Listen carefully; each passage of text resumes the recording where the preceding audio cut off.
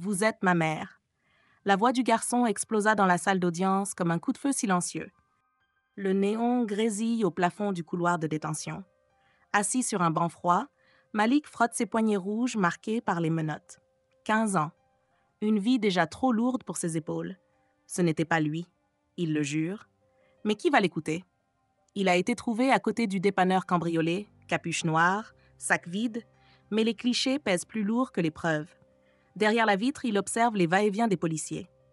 Certains le regardent avec ce regard. Pas de haine, non. Pire, d'indifférence.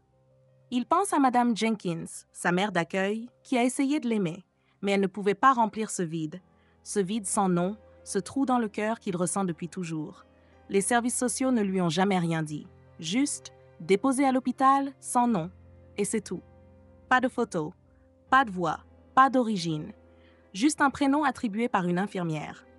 Le lendemain, dans le fourgon qui le conduit au tribunal, Malik entend pour la première fois le nom de la juge, Nina Wallace.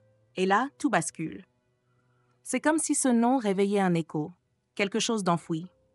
Une musique entendue autrefois, une chaleur, une panique soudaine. Il serre les poings. C'est idiot. Il ne l'a jamais rencontrée. C'est sûrement juste le stress.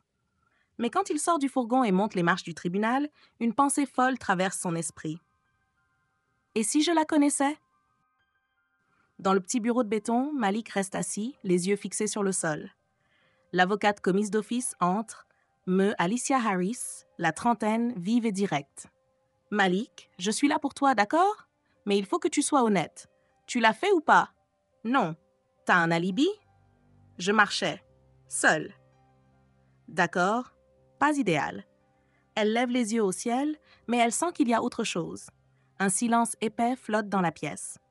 Malik hésite, puis dit « La juge, elle s'appelle Nina Wallace? » Alicia le regarde. « Oui, tu la connais? » « Enfin, je sais pas. » Il n'ose pas lui dire ce qu'il ressent.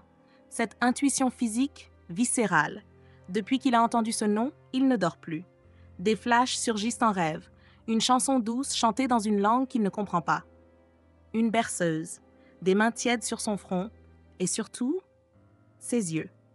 Le lendemain, alors qu'il entre dans la salle d'audience pour la première fois, il lève les yeux vers la juge Nina Wallace. Et son monde s'arrête. Cette femme, autoritaire, élégante, posée, a ses yeux, la même forme, la même couleur, et quand elle croise son regard, elle fronce les sourcils un instant, comme si elle aussi ressentait quelque chose. Il se tait. Il se tait parce que c'est insensé, mais le doute devient une obsession. Le procès commence à peine que son cœur, lui, est déjà en guerre. Pendant que les témoignages s'enchaînent, Malik est ailleurs, dans les souvenirs qu'il n'a jamais eus. Il les invente, ou bien les retrouve, il ne sait plus. Plus tard, Harris découvre que le dossier d'adoption de Malik a une page arrachée, une anomalie, une rupture dans l'histoire, une censure. Et dans ce silence de papier, une vérité cherche à remonter à la surface. Depuis son accusation, Malik dort mal, mais cette nuit-là, il rêve. Pas un rêve flou ou abstrait, un rêve limpide, tranchant comme une mémoire oubliée. Il est dans une voiture. Une femme chante doucement. Il est sur la banquette arrière, emmailloté. La lumière rouge d'un feu de freinage, puis l'éclat des phares. Le choc, des cris, de la chaleur et cette voix déchirée. « Mon bébé? Où est mon bébé? » Malik se réveille en sursaut. Il pleure sans savoir pourquoi. Il ressent la perte comme si c'était la sienne, ou celle de quelqu'un qu'il a aimé. Et cette chanson, elle tourne encore dans sa tête. Il la fredonne doucement devant May Harris. Elle le fixe. « Tu connais les paroles? »« Non, mais je l'ai entendue. Tu crois que c'était ta mère? »« Je crois que c'était elle, la juge. » Elle reste silencieuse. Puis elle tape un message sur son ordinateur sans lui dire. Elle se connecte à une base de données interne, puis cherche « Nina Wallace, antécédents médicaux, signalements familiaux. » Elle tombe sur un fichier, classé, fermé. Mais un nom surgit dans les métadonnées. Patient Wallace, maternité janvier 2010, code rouge, disparition néonatale. Elle ne dit rien à Malik, pas encore. Mais dans son cœur, elle sait que le passé vient de fissurer le présent. Le lendemain matin, Malik entre dans la salle d'audience, le pas lourd. La juge est déjà installée, il ne la regarde pas tout de suite. Mais son regard finit par se lever. Et il le dit. Pas comme une attaque, pas comme un cri, mais comme une révélation, comme une déchirure douce. Vous êtes ma mère. Le monde s'arrête. Le tribunal est glacé. Les avocats se figent, les greffiers cessent d'écrire. La voix de Malik flotte encore, tranchante et irréelle. Vous êtes ma mère. La juge Nina Wallace, figée dans sa robe noire, regarde le garçon. Ce regard, ces mots. Sa main tremble légèrement. C'est imperceptible. Mais dans son silence, une tempête commence.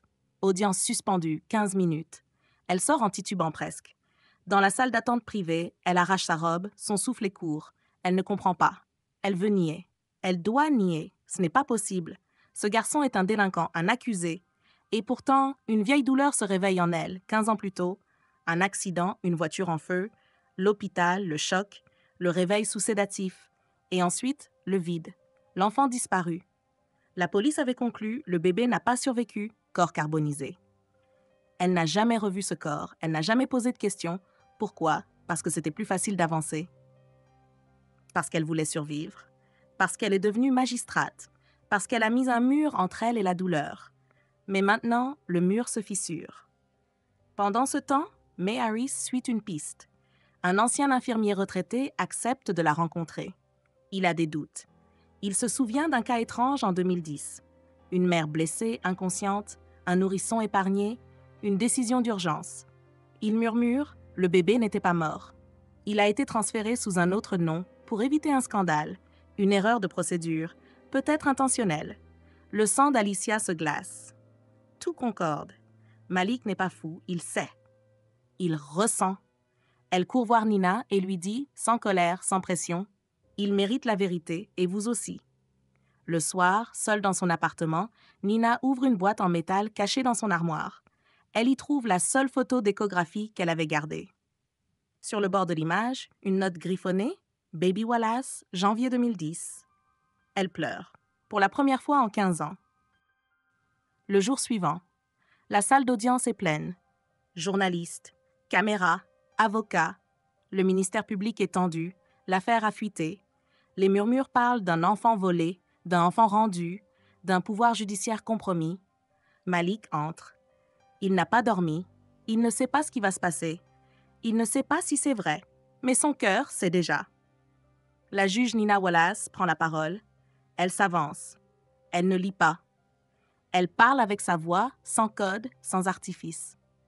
Je vais dire ce que je n'ai jamais eu le courage de dire. Il y a 15 ans, j'ai perdu mon fils dans un accident. C'est ce que j'ai cru, ce qu'on m'a dit, ce que j'ai choisi de croire, parce que je n'avais pas la force de contester. Elle marque une pause. Aujourd'hui, je suis face à un garçon que j'ai regardé comme un accusé. Et je le regarde maintenant comme une évidence. Il a mon regard, mon sang, mon silence.